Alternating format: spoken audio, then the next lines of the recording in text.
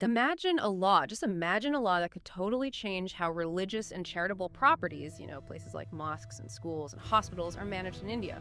A law that sparks massive protests and turns into a huge political controversy. Well, that's exactly what's happening right now with the Waqf Amendment Bill 2025. We've got a ton of stuff to go through today. News reports, government statements, opinions from all sides. It's a lot, I know. But this deep dive is going to be your guide to understanding what all the fuss is about, who the players are, and what it could mean for communities all across India. You're not kidding. We've got all sorts of stuff here. We've got news about actor Vijay leading protests down in Tamil Nadu, huge demonstrations in Kolkata, Chennai, even Ahmedabad, and statements from politicians and religious leaders everywhere. And then we've got the Ministry of Minority Affairs, the government putting out their own take on things, saying how great this bill is. Oh, and we can't forget about that opinion piece that's really critical of the whole thing. So, yeah, we've got our work cut out for us today. We need to sort through all of this, figure out what the main arguments are, and hopefully give you a clear picture of what's going on without getting bogged down in all the legal jargon. Okay, so before we jump into the changes this bill is proposing, let's start with the basics. What exactly is Waqf? I mean, it's clearly a big deal, but someone who's never heard of it before, they might be totally lost. Right. So think of Waqf as kind of like a special kind of donation in Islam. It's when someone permanently dedicates a property, like land or a building or even money for religious or charitable purposes. It's like saying, okay, this is going to be used to benefit the community forever. And you see this all over, like mosques, schools, hospitals, even those public water fountains you sometimes see. Oh, I see. So it's more than just giving something away, right? It's like setting it aside for a specific purpose, for good, basically. Yeah, exactly. And the big thing, the really crucial thing to understand here, especially with all this debate going on, is that Waqf is permanent. Once a property becomes Waqf, it's inalienable. That means it can't be sold, can't be gifted, no one inherits it. You can't even use it as collateral for a loan.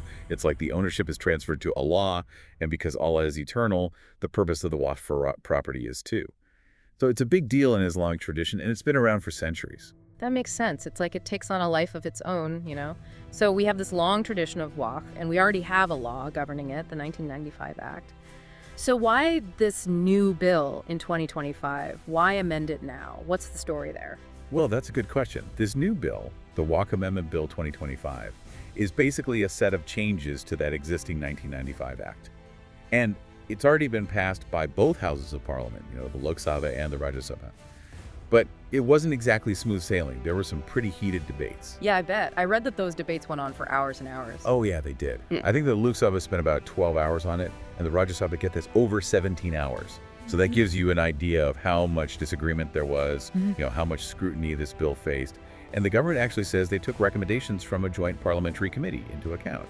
So there was definitely an attempt, at least, to make this a more collaborative process, even if the outcome is still causing a lot of controversy. 17 hours, wow. Okay, so let's get to the heart of the matter. What are the biggest changes this bill is proposing, and what's the government saying about why they're doing this?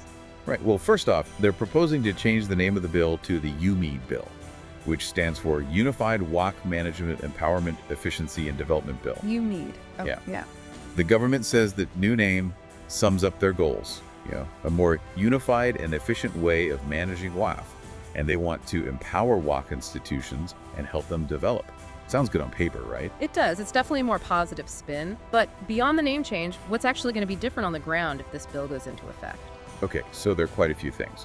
One big one is that the bill would require 2 non-Muslims to be on every state Waqf board and the Central Waqf Council.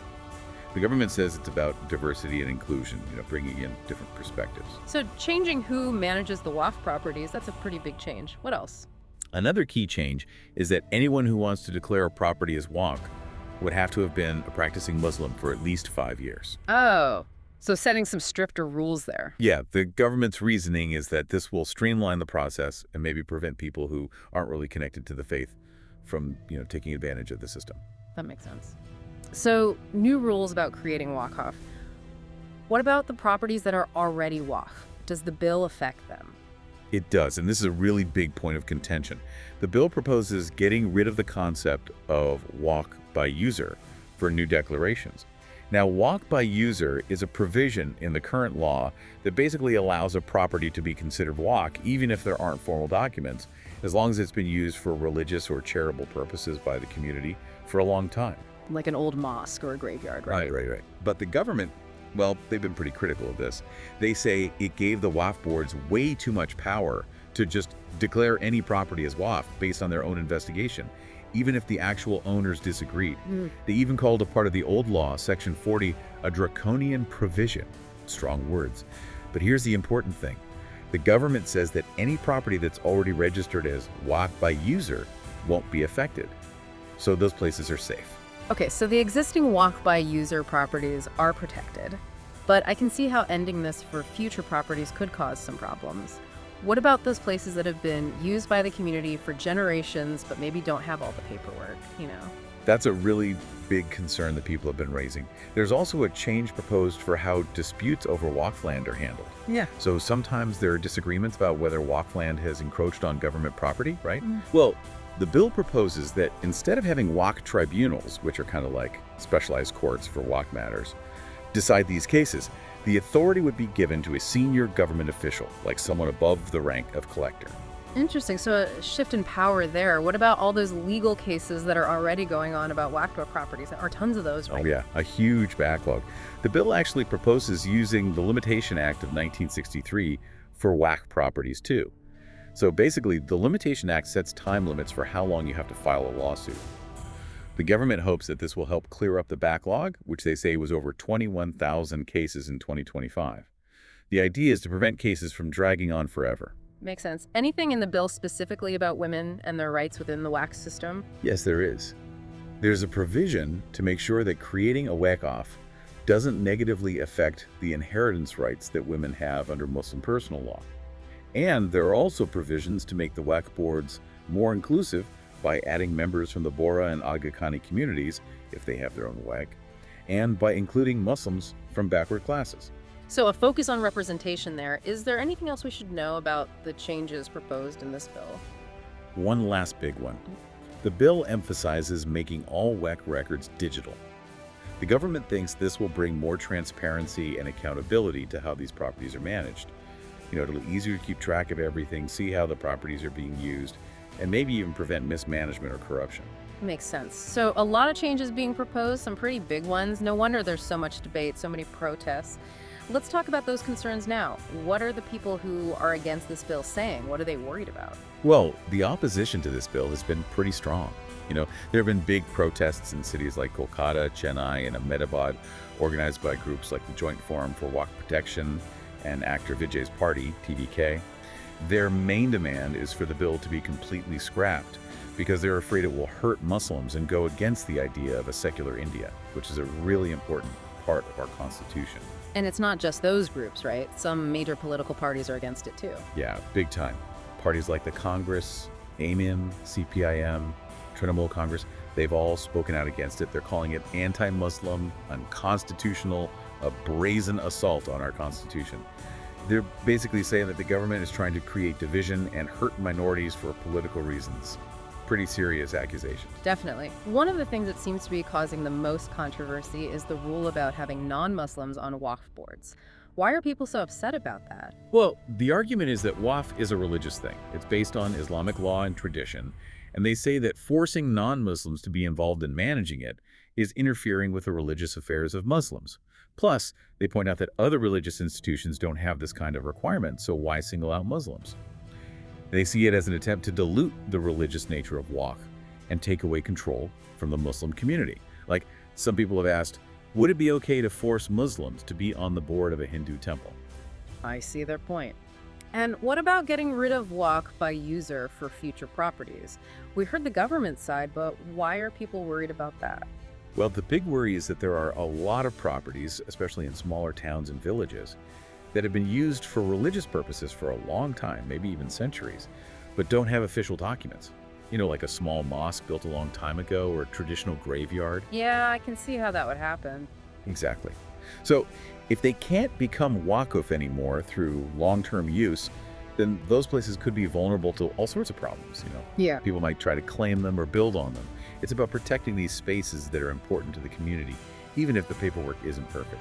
It's like they're being punished for not having documents that maybe weren't even considered necessary back then. And then there's the whole thing about disputes over Waqf land and government property. What's the problem with giving a government official the power to decide those cases? People are worried that it could lead to bias, that the government official might be influenced by political pressure or something like that. The Waqf tribunals are supposed to be more independent and have expertise in Waqf issues. So this is seen as a way of taking away that independent oversight and maybe making it harder to get a fair outcome in those disputes. I see. So it's about making sure the process is fair and impartial. And some people are saying that this bill actually goes against the Constitution itself, right? Exactly. They argue that the whole concept of Waqf is connected to the freedom of religion and the right of different religious groups to manage their own affairs, which are protected by our Constitution, Articles 25 and 26. And they say that these amendments, especially ones about who controls Waqf and how it's managed, are basically the government interfering with those fundamental rights. They see it as overreach. So they're saying the government is stepping over the line, and there's also a deeper sense of suspicion about the government's motives, isn't there? Like, why are they really doing this? Yeah, definitely. Some people are straight up accusing the government of trying to grab control of Muslim land and assets under the guise of reform. This is a serious accusation, and it's driving a lot of the anger and opposition to the bill. You even have people like Tamil Nadu Chief Minister M.K. Stalin and Congress leader Jairam Ramesh saying they're going to challenge the bill in the Supreme Court. That shows you how serious they are about this. Wow, all the way to the Supreme Court. Okay, so the opposition is saying this is about the government taking away rights and control. What's the government saying in response to all this? Well, they're saying that minorities are safe in India and that the goal of this bill is actually to empower minority communities by improving how Waqf properties are managed. They say it's about fighting corruption and mismanagement that has been a problem in the past. And are they addressing the specific concerns that people have raised? Yeah, they are. Minister Kiran Rijiju, he's been the main spokesperson for the government on this, and he's been very clear that the bill only applies to new cases, so anything that's already registered as Waqf by user is fine, and any ongoing court cases won't be affected. He also keeps saying that the bill is not about interfering with religious practices. He says it's about making sure things are run properly and preventing abuse, not taking anything away. Okay, so the government is saying this is about good governance, not about taking control.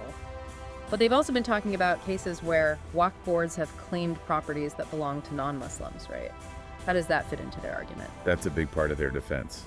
They've given examples from different states, Tamil Nadu, Bihar, Kerala, Karnataka, Uttar Pradesh, and even Delhi and Punjab, where they say Waqf boards have wrongly claimed properties that actually belong to Hindus, Sikhs, Christians, even individual farmers. They're saying that this shows why these changes are necessary to protect everyone's property rights, no matter their religion. So they're saying it's about fairness and preventing overreach by the Waqf boards. But what about the non-Muslims on Waqf boards? How do they justify that? Their argument is that the Waqf board is a legal body responsible for managing property. It involves dealing with laws, finances, all that stuff, and they're saying there's no reason why only Muslims should be involved in that. Minister Rijiju even compared it to the charity commissioners that governments appoint to oversee trusts, and he said, would anyone say that those commissioners should only be from a specific caste or religion? So they're emphasizing the practical managerial side of the Waqf board, not just the religious aspect. It's like they're saying, look, this is about good management and anyone can be good at that. And what about Waqf by user? Why do they want to get rid of that? They keep going back to that Section 40 in the old law, the one they call draconian. They say it gave the Waqf boards way too much power to just declare any property as Waqf based on their own investigation, even if it wasn't fair. And they say getting rid of that will make things clearer and prevent all sorts of disputes and legal battles. So they see it as a necessary step to clean up the system and make it fair for everyone. Yeah. And the government's also saying that this bill is actually good for Muslim women, right? Yeah, that's another part of their argument. Minister Rijiju specifically mentioned the provisions that protect women's inheritance rights, and he also talked about how having women on the Waqf boards is a positive step. They're saying that by making the whole system more efficient, it will benefit everyone in the Muslim community, especially women, because it could lead to more resources for education, healthcare, economic empowerment. So they're trying to show that everyone will benefit from these changes. Okay, so we've got these two very different perspectives. The opposition saying this bill is dangerous and unfair, and the government saying it's necessary and will make things better. And we also mentioned actor Vijay and his protests. What's his role in all this?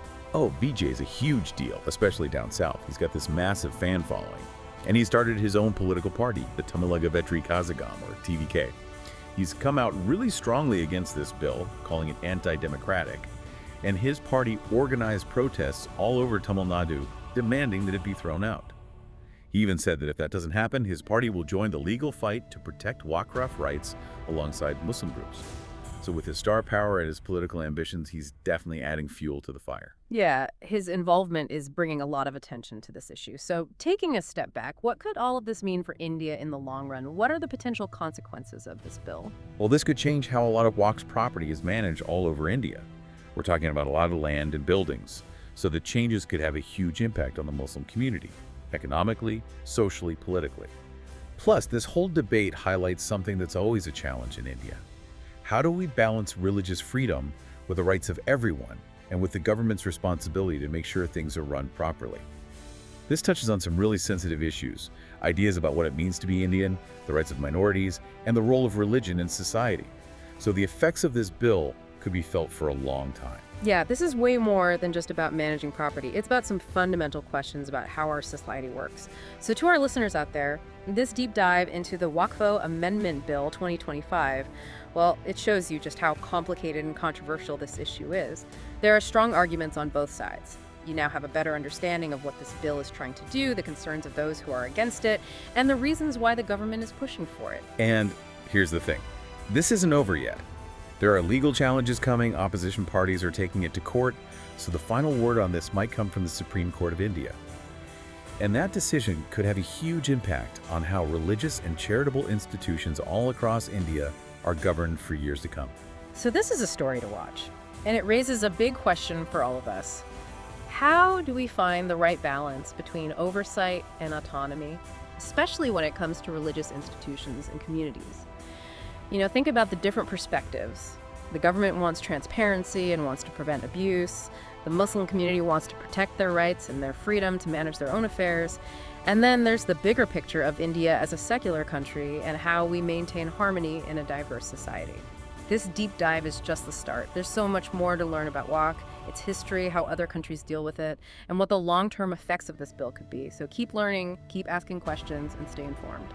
Couldn't have said it better myself.